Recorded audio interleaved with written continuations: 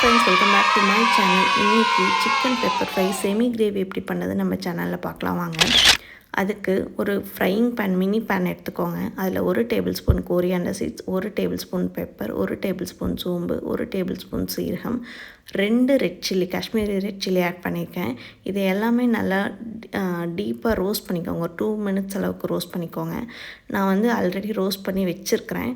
இதை வந்து நல்லா ஆற விட்டுட்டு அதுக்கப்புறம் நீங்கள் இதை எல்லாமே ஒரு சின்ன மிக்ஸி ஜாருக்கு நான் வந்து ட்ரான்ஸ்ஃபர் பண்ணிக்கிட்டேன். அதை நல்லா பவுட்ரு பண்ணி எடுத்து வச்சுக்கோங்க. அதுக்கப்புறம் ஒரு கடாய் எடுத்துக்கோங்க.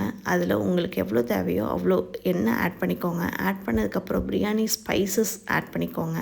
பிரியாணி ஸ்பைசஸ் ஆட் பண்ணதுக்கூட ஒரு பெரிய வெங்காயம் ஆட் பண்ணிக்கோங்க. பெரிய வெங்காயம் ஆட் பண்ணதுக்கப்புறம் அது கூட 1 டேபிள் ஸ்பூன் கல்லுப்பு நீங்கள் வந்து ஆட் பண்ணிக்கோங்க.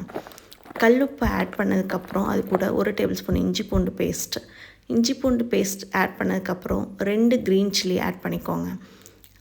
2 க்ரீன் சில்லி ஆட் பண்ணதுக்கப்புறம் அது கூட ஒரு கப் அளவுக்கு எனக்கு வந்து 3 தக்காளி தேவைப்பட்டுச்சு, சின்ன தக்காளியாக. நான் அது எல்லாமே ஆட் பண்ணிக்கிட்டேன். இது கூட தக்காளி வந்து குக் பண்ண விடுங்க. குக் ஆனதுக்கப்புறம் அது கூட லெக் பீஸ் நான் சிக்கன் லெக் பீஸ் எடுத்து வச்சதை வந்து நான் ஆட் பண்ணிக்கிறேன். எனக்கு வந்து ஒரு 10 லெக் பீஸ் கிட்ட தேவைப்பட்டுச்சு.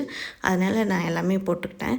அதை வந்து கொஞ்சம் அது கூட தண்ணி ஊற்றி 15 மினிட்ஸ்க்கு நல்லா குக் பண்ண விடுங்க. 15 மினிட்ஸ் குக் பண்ணதுக்கப்புறம் நீங்கள் ஆல்ரெடி பவுடர் பண்ணி வச்சுருக்க மசாலா வந்து இது கூட ஆட் பண்ணிக்கோங்க. ஆட் பண்ணிவிட்டு இதெல்லாம் மிக்ஸ் பண்ணிவிட்டு மறுபடியும் ஒரு 10 மினிட்ஸ்க்கு இதை வந்து குக் பண்ண விடணும். நீங்கள் குக் பண்ணதுக்கப்புறம் 10 மினிட்ஸ்க்கு அப்புறம் நீங்கள் சிக்கன் வெந்துருச்சா என்னென்னு பார்த்துட்டு உப்பு காரம்லாம் பார்த்துட்டு இறக்கி வச்சுருங்க. தேங்க்ஸ் ஃபார் வாட்சிங்.